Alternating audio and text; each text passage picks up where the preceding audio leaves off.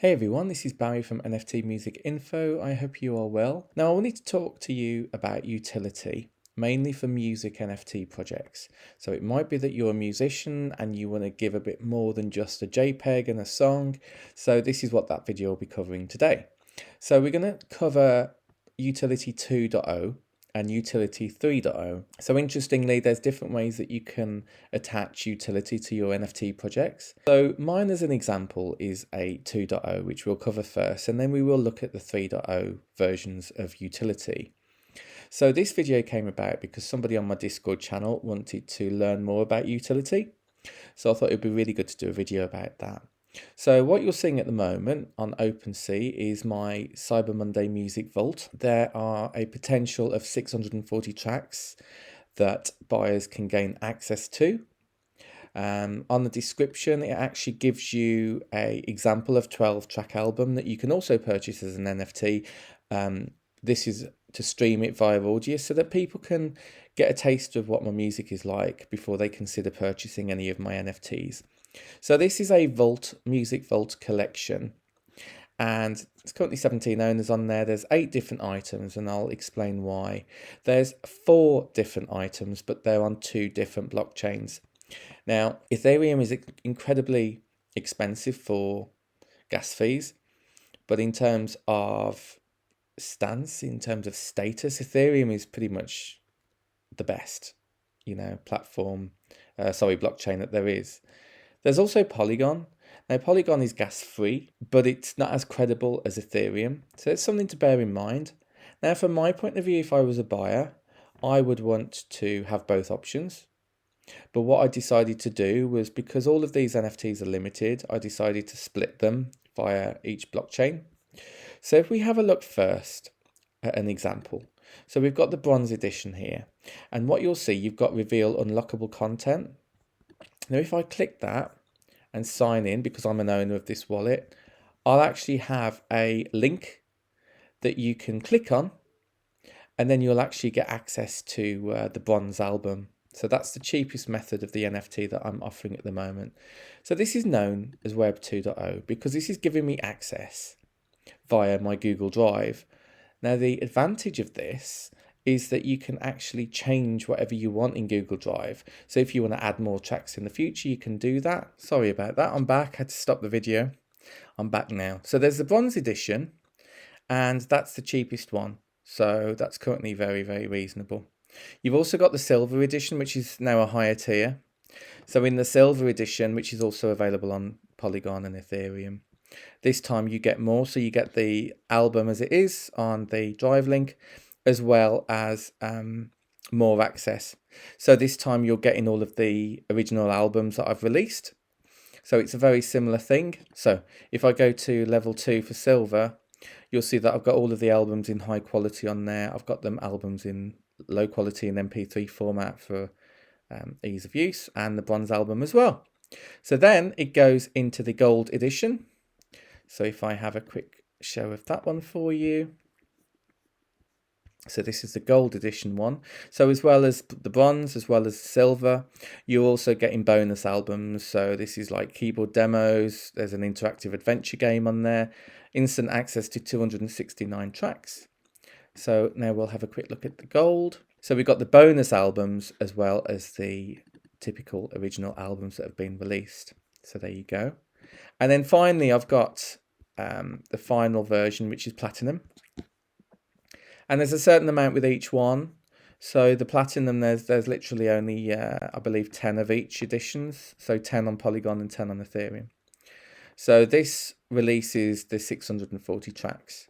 So as well as the bronze, silver, gold, you're also getting the platinum access, of which you're also getting the bonus material, which includes the albums, but also loads of demos on here, tons of demos.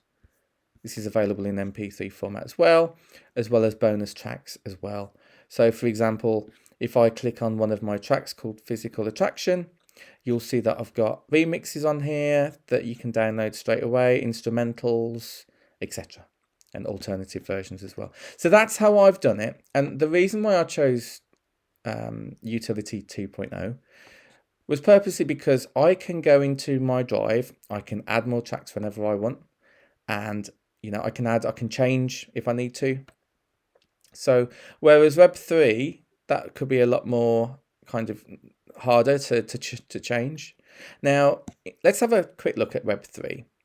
So there's something called Koji on here. So if you go to withkoji.com, what you'll find is this is like you can create apps. So you go to the App Store as soon as you've registered, and you will find in the storefront, you'll find there's Web3 apps here.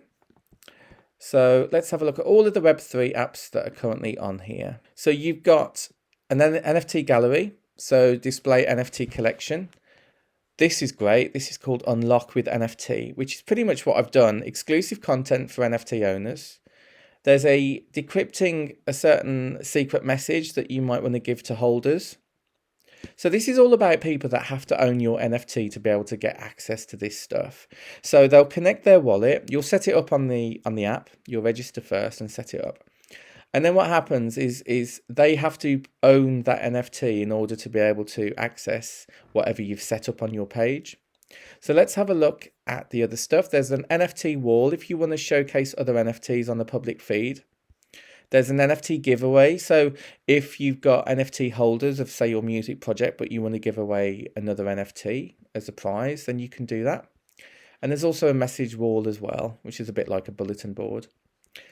But these are all of the Web3 apps that you might want to consider for utility, because people don't just want to buy a song and a JPEG. It might be that they want to help with the community on the Discord. They might want to have some extra utility, some bonus tracks, some extra stuff.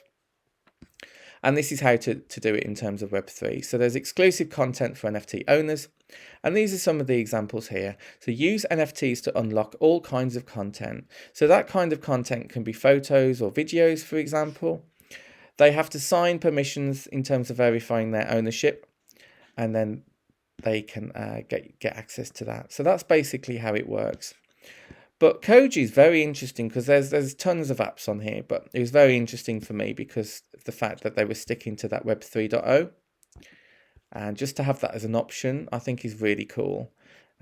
Because this is all about decentralized stuff in terms of NFTs, and to have it all related on the Web3 blockchain is going to be really cool. So there you have it. So for me personally, Web3 utility for me isn't developed well enough or easy enough yet. But certainly with Koji is going to help with that. Now I did try and do a demo for this, but I wasn't able to, and there was a current bug with Koji. So I wasn't able to actually fully demonstrate it, but hopefully that gives you an insight into some of those Web3 apps that you could use for utility with your NFT projects. So there you have it. Hope you like this one. Please subscribe if you haven't already. And I'll don't forget, by the way, I've started a new daily podcast. It's a very short podcast, okay? It's like a micro podcast. It's a maximum of 90 seconds a day. It's free to download, and it's on Beams app. It's only available on the App Store. So, but please check it out because it's called NFT Music Daily. And I'm literally just on my second day at the moment. I've already talked about Mint songs. I'll be talking about lots of different platforms relating to music NFTs, as well as showcasing some music NFTs on Thursdays, as well as NFT music projects. So make sure you check that out if you haven't already. And I'll speak to you on the next one. Take care. Bye.